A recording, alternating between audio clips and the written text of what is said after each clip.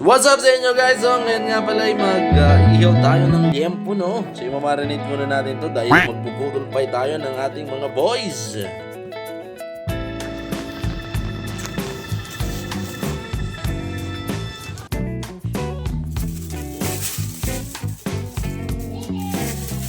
Meron tayong gata, sili na pagkamahal-mahal. Then meron tayong balaw. Tawag sa amin yan dito sa Albay is balaw. Comment down nyo kung anong pangalan sa inyo mga kaibigan, no? And diretso ko na pinagunaw. And ito is pang-abang lang, no? Alright.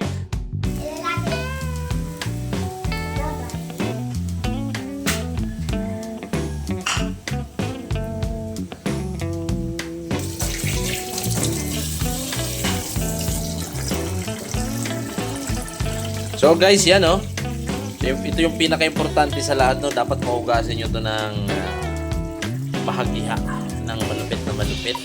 Kasi pag hindi nyo to na hugasan, maalat ito. Then yan, no? Mamanakityain natin itong natin na yan.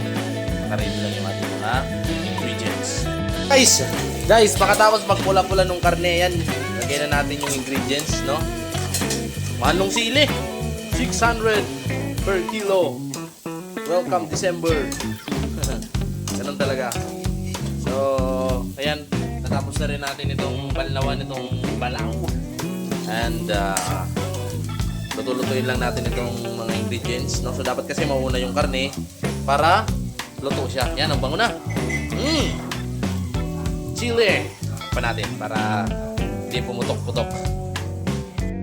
So, kaibigan, ayan, nilagay ko na yung gata.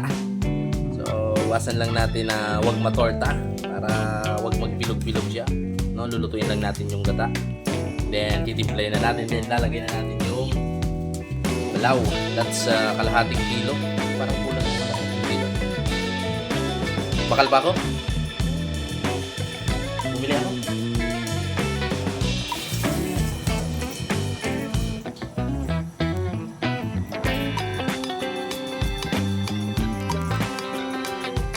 Okay.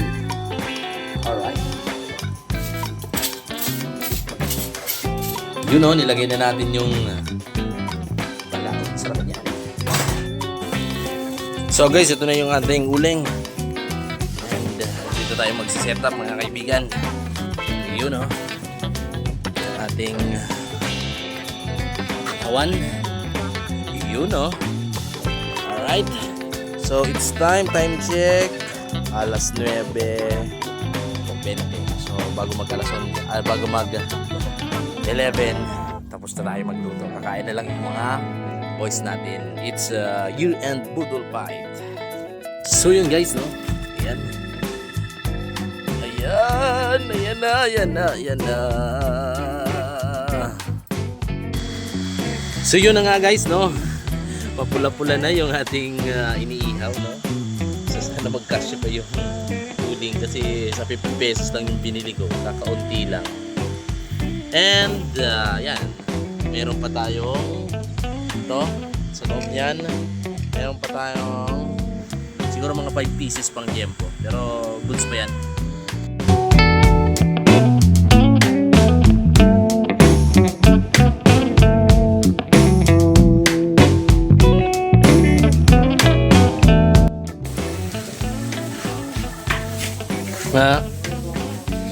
Natapos na rin ang sakuna. Okay. Ito na lang mga kaibigan ng natira.